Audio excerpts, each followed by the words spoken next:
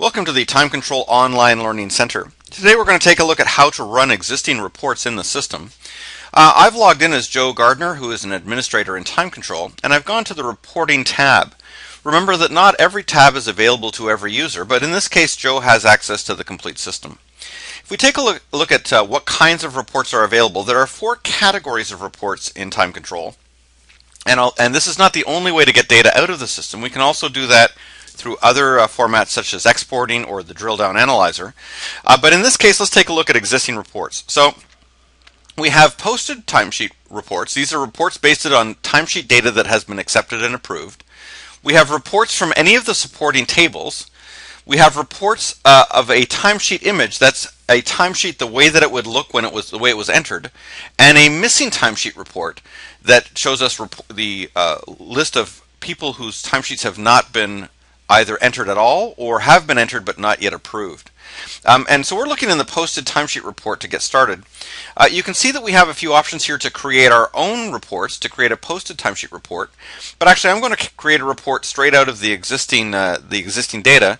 We'll take one that's been predefined, the project week ending charge employees. It's a fairly detailed report, and we'll double click on that in order to take a look at what it looks like.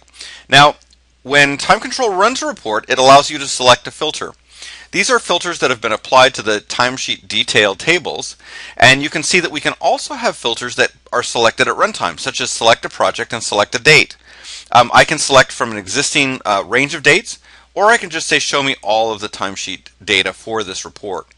You can further constrain these reports inside the security area to say people can have access to these reports but will not be allowed to see all of the data.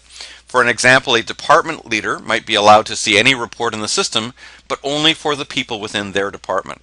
So if we run the report, TimeControl executes that information and then presents that report to us in a spreadsheet format. Now this is not Excel. This is another control that we use inside of TimeControl called Formula 1.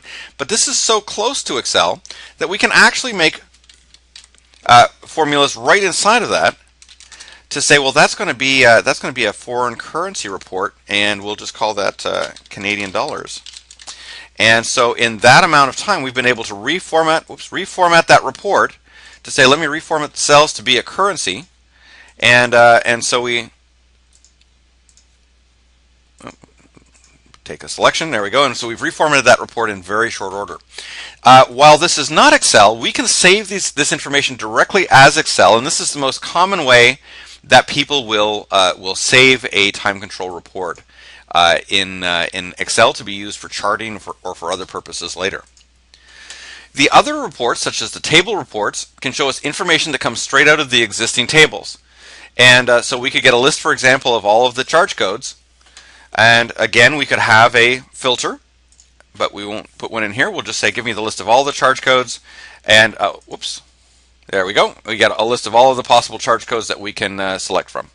And so between the table reports and the charge reports, this is where most of our information comes from. Missing timesheets is a separate subject we'll cover in a different online lesson. So that's it, reports. Very easy to generate and defined in advance by administrators typically, or can be defined by yourself.